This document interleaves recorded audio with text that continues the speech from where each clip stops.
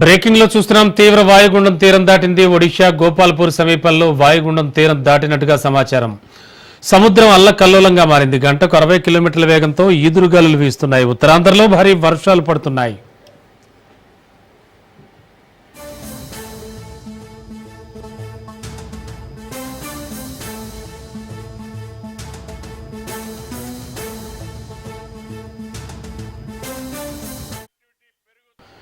తీవ్ర వాయుగుండం తీరం దాటింది. ఒడిషా గోపాల్పూర్ సమీపంలో వాయుగుండం తీరం దాటింది. సముద్రం మొత్తం అల్లకల్లోలంగా మారింది. గంటకు 60 కిలోమీటర్ల వేగంతో ఈదురుగాలులు వీస్తున్నాయి. ఉత్తరాంధ్రలో భారీ వర్షాలు కురుస్తున్నాయి.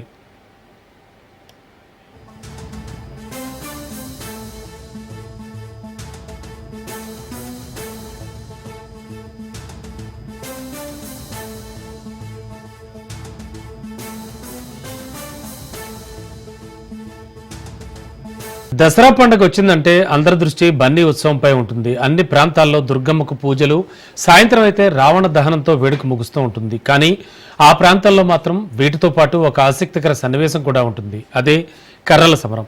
ఎంతమందికి గాయాలైనా ప్రాణాలు పోయినా లెక్క చేయకుండా ఆ ప్రాంతాల్లో కర్రలతో కొట్టుకుంటారు. అదే కర్నూలు జిల్లా దేవరగట్టు.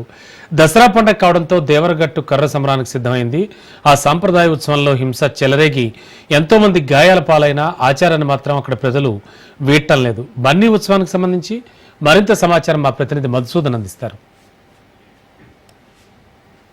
దేవరగట్టు బన్నీ ఉత్సవాలు అంగరంగ వైభవంగా జరుగుతూ ఉన్నాయి. అన్ని చోట్ల దసరా పండుగ అంటే దేవి శరన్నవరాత్రుల్లో భాగంగానే దేవి ఉపాసకులు ఉంటారు. అయితే దేవరగట్టులో మాత్రం మాలమల్లేశ్వర స్వామి కళ్యాణం జరుగుతుంది. జైత్రయాత్ర కొనసాగిస్తారు. ఈ జైత్రయాత్రను తిలకించేందుకు ఉభయ తెలుగు రాష్ట్రాల నుంచే కాకుండా కర్ణాటక నుంచి కూడా వేలాది సంఖ్యలో భక్తులు చేరుకుంటారు. అక్కడ 800 అడుగుల ఎత్తులో నుంచి మాలమల్లేశ్వర స్వామి కళ్యాణం అనంతరము జైత్రయాత్రగా బయలుదేరుతారు. కర్నూలు జిల్లా హొలగొంద మండలము దేవరగట్టులో బన్నీ జైత్రయాత్రను తిలకించేందుకు చుట్టుపక్కల గ్రామాల నుంచే కాకుండా ఇతర రాష్ట్రాల నుంచే వస్తుంటూ ఉంటారు.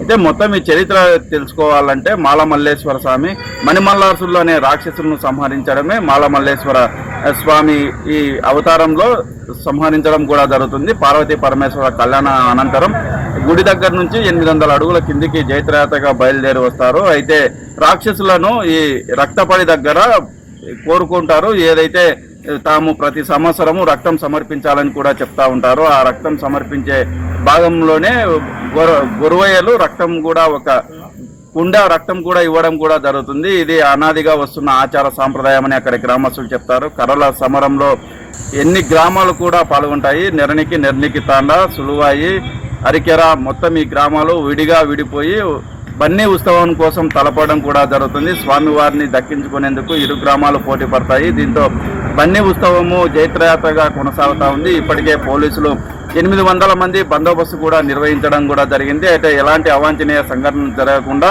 నైట్ విజువల్స్ లో కనిపించే డ్రోన్ కెమెరాలను కూడా ఏర్పాటు చేయడం కూడా జరిగింది. అయితే ఈ కర్రల సమరంలో తలలు పగిలి రక్త గాయాలైన వారికి వైద్య శిబిరాలు కూడా ఏర్పాటు చేశారు. వెంటనే వైద్య చికిత్సలు అందించేందుకు 108లు కూడా ఏర్పాటు కూడా చేయడం జరిగింది. అయితే అటవీ ప్రాంతం కావడంతో 800 అడుగుల నుంచి కిందికి స్వామి అమ్మవారు జైత్రయాత్రగా బయలుదేరి వస్తున్న సమయంలో చాలా మంది దివిటీలు కర్రలతో కొట్టుకోవడంతో తలలు కూడా పగలడం కూడా జరుగుతుంది. ఈ ఆచార సాంప్రదాయాలను హింస జరగకుండా అక్కడ జిల్లా కలెక్టర్, ఎస్పీ కూడా అవగాహన సదస్సులు కూడా ఏర్పాటు చేయడం కూడా జరిగింది. అయితే ఎప్పుడు హింసనే జరుగుతూ ఉంది. తలలు పగిలిన అక్కడి గ్రామస్తులు మాత్రం తమ ఆచార సాంప్రదాయాలను వదిలిపెట్టే ప్రసక్తి లేదని చెప్తున్న పరిస్థితి అయితే నెలకొంది. కొంతమంది ప్రాణాల మీద కూడా తెచ్చుకుంటున్న సందర్భం లేదు. అయితే ఒక నెల రోజుల నుంచి కంకణం కట్టుకుంటారు. ఎంతో నియమ నిష్టలతో నేలపైన పడుకుంటారు. దాంపత్య జీవితానికి కూడా దూరంగా ఉండి నియమ నిష్టలతో ఈ ఉత్సవాన్ని జరుపుకుంటారు. ఉత్సవం జరిపే ముందు వీరు అన్ని గ్రామస్తులు ఒక చోటికి చేరుకొని పాలతో బాస కూడా చేస్తారు. తాము ఎలాంటి కక్షపూరితంగా ఈ గొడవలు పడము, బన్నీ ఉత్సవంలోనే భాగంగానే కర్రల సమరంలో భాగంగానే ఈ పాల్గొంటామని చెప్పేసి చెప్తా ఉన్నారు. ఏది ఏమైనప్పటికీ ఆచార సాంప్రదాయాలకే ఇక్కడ నెగ్గుతాయనేది తెలుస్తున్న పరిస్థితి. వీడియో జర్నలిస్ట్ నాగేష్తో మధు, రాజ్ న్యూస్, కర్నూలు జిల్లా. తిరుమలలో శ్రీవారి వార్షిక బ్రహ్మోత్సవాలు ఘనంగా ముగిశాయి. 9 రోజుల పాటు రంగరంగ వైభవంగా సాగిన బ్రహ్మోత్సవాల్లో ఎక్కడా ఎలాంటి ఆటంకం లేకుండా, భక్తులకు ఎలాంటి ఇబ్బందులు కలగకుండా బ్రహ్మోత్సవాలు నిర్వహించారు. టీటీడీ కల్పించిన సదుపాయాలు, సౌకర్యాలపై భక్తులు 100కి 100 పాళ్లు సంతృప్తి వ్యక్తం చేశారు. బ్రహ్మోత్సవాలను విజయవంతం చేసేందుకు కృషి చేసిన అన్ని విభాగాల సిబ్బందికి సహకరించిన భక్తులకు TTD chairman BR Naidu, EO Anil Kumar Singhal అభినందించారు.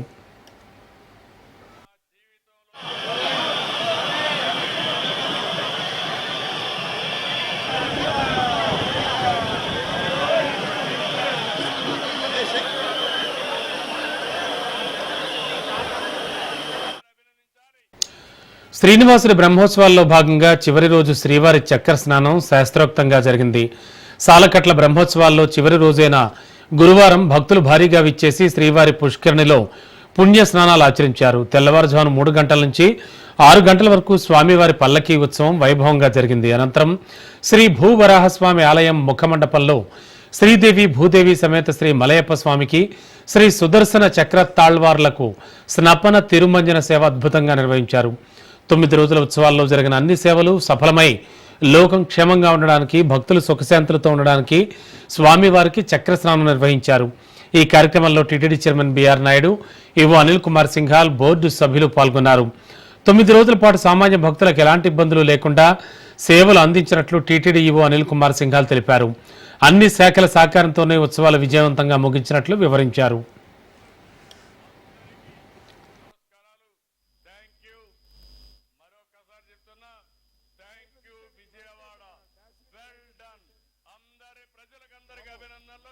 అధికార యంత్రాంగం అందరూ కూడా దాదాపు గత 3 నెలల నుంచి ఇంజనీరింగ్ వర్క్స్ ఇవన్నీ కూడా పూర్తి చేసుకోవడం, బ్రహ్మాండంగా గుడ్డు దీపాలంకరణాలు, పుష్పాలంకరణలు ఇవన్నీ కూడా ఏర్పాటు చేసుకోవడం, వస్తున్న వంటి లక్షలాది మంది భక్తుల కోసం వసతి సౌకర్యం కానీ, అన్నప్రసాదాల సౌకర్యాలు కానీ, మెడికల్ పరంగా ఏమైనా ఇబ్బంది ఉంటే ఆ ఫెసిలిటీస్ ఇవన్నీ కానీ అన్నీ కూడా ఏర్పాట్లు పూర్తి చేయడం జరిగింది. మరి ముఖ్యంగా జిల్లా అధికారి యంత్రాంగంతో కోఆర్డినేషన్లో పకడ్బందీ సెక్యూరిటీ బందోబస్తు ఇవన్నీ కూడా ఏర్పాటు చేసుకున్నాం. వస్తున్నటువంటి భక్తులకి ఎక్కడా కూడా రవాణా సౌకర్యాలు కానీ, పార్కింగ్లో ఉన్నటువంటి పార్కింగ్ ప్లేసెస్ అన్నీ కూడా ఏర్పాటు పూర్తి చేసుకోవడము, పార్కింగ్ కాకుండా కింద తిరుపతిలో అదనపు పార్కింగ్ ఏర్పాటు చేసుకొని వెహికల్ మూవ్మెంట్ కూడా ఎక్కువ. ఇక తిరుమాడ వీధుల్లో స్వామివారు వివిధ వాహనాలపై విహరించి భక్తులను అనుగ్రహించారు. వేల మంది భక్తులు మాడవీధుల్లో గంటల తరబడి నిరీక్షించి స్వామివారిని దర్శించుకున్నారు. గరుడోత్సవం రోజున సుమారు 3 లక్షల మందికి పైగా భక్తులు స్వామివారిని దర్శించుకున్నారని అధికారులు అంచనా వేశారు. వాహన సేవలకు చివరి రోజైన సాయంత్రం అశ్వవాహనంపై స్వామివారికి తిరుమాడ వీధుల్లో ఊరేగింపు జరిగింది. సాలకట్ల బ్రహ్మోత్సవాలు సాక్షాత్తు ఆ బ్రహ్మదేవుడు స్వామివారికి నిర్వహిస్తారని ప్రతీది. తమ దోషాలను పోగొట్టుకునేందుకు బ్రహ్మోత్సవాల సమయంలో స్వామివారిని దర్శించుకునేందుకు దేశం నలుమూలల నుంచే కాకుండా విదేశాల నుంచి భక్తులు తరలివస్తారు. ఇక ఢిల్లీలోని జాతిపిత మహాత్మా గాంధీ జయంతి సందర్భంగా రాజ్ఘాట్లో మహాత్మునికి ప్రధాని మోడీ నివాళులర్పించారు. మహాత్ముని సేవలను దేశ ప్రజలంతా గుర్తు చేసుకుంటున్నారు. బ్రిటిష్ పాలనకు వ్యతిరేకంగా పోరాటం సాగించిన మహాత్మా గాంధీ స్వాతంత్ర సాధనలో ప్రధాన పాత్ర పోషించారు. జాతిపిత మహాత్మా గాంధీ నాడు చూపిన తెగువ, అంకితభావాన్ని నేడంతా గుర్తు చేసుకున్నారు. విజయఘాట్లో లాల్ బహదూర్ శాస్త్రికి ప్రధాని మోడీ నివాళులర్పించారు. దేశ సైనికులు, రైతుల ఆత్మగౌరవం కోసం తన జీవితాన్ని అంకితం చేసిన శాస్త్రికి ప్రధాని నివాళులర్పించారు.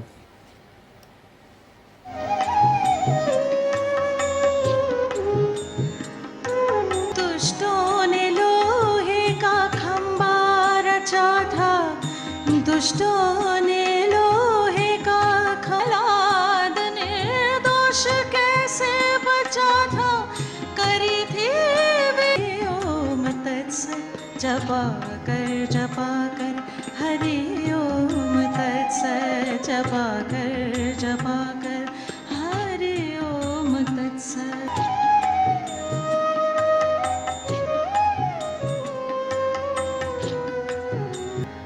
हलाहल का मीरा ने प्याला पिया था, हलाहल का నాగ్పూర్లో రాష్ట్రీయ స్వయం సేవక్ సంఘ్ శతాబ్ది ఉత్సవాలు జరుగుతున్నాయి. ఈ కార్యక్రమంలో ముఖ్య అతిథిగా మాజీ రాష్ట్రపతి రామ్నాథ్ కోవింద్, ఆర్ఎస్ఎస్ చీఫ్ మోహన్ భాగవత్, కేంద్ర మంత్రి నితిన్ గడ్కరీ, మహారాష్ట్ర సీఎం ఫడ్నవీస్ పాల్గొన్నారు. భారత్ స్వావలంబనకు స్వదేశీ మంత్రమే శ్రీరామ రక్షని ఆర్ఎస్ఎస్ చీఫ్ మోహన్ భాగవత్ అన్నారు. 100 ఏళ్ల ఆర్ఎస్ఎస్ ప్రస్థానం విజయదశమి సందర్భంగా నాగ్పూర్లో నిర్వహించిన ఉత్సవాల్లో మోహన్ భాగవత్ ప్రసంగించారు. ప్రపంచం భారతీయ సంస్కృతి సంప్రదాయాలు అభివృద్ధి వైపు చూస్తోందని భాగవత్ అన్నారు. హింస ఎన్నటికీ పరిష్కారం కాదన్నారు. పొరుగు దేశాల్లో జరుగుతోన్న అల్లర్లు, ఆయా దేశాల భవిష్యత్తుపై భాగవత్ ఆందోళన వ్యక్తం చేశారు. దేశంలో నక్సలిజం, టెర్రరిజం తగ్గుతోందన్నారు. అమెరికా అధ్యక్షుడు విధిస్తోన్న టారిఫ్లతో ప్రపంచం వణికిపోతోందని, భారత్ ఆత్మ నిర్భర్తో అమేయ శక్తిగా అవతరిస్తుందని భాగవత్ అన్నారు.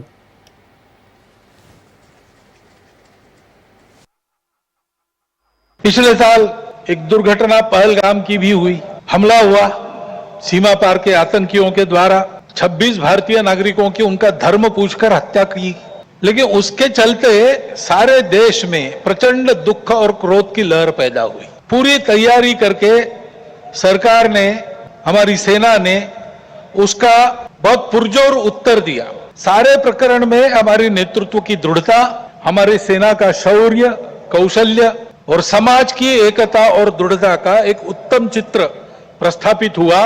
और यह भी वह घटना हमको सिखा गई कि यद्यपि हम सबके प्रति मित्र भाव रखते हैं और रखेंगे, फिर भी अपने सुरक्षा के विषय में हमको अधिकाधिक सजग रहना पड़ेगा, समर्थ बनना पड़ेगा। क्योंकि इस घटना के बाद दुनिया में विभिन्न देशों ने अपनी अपनी जो भूमिका ली, उसमें हमारी ये भी ध्यान में आया कि हमारे मित्र कौन कौन है और कहां तक है।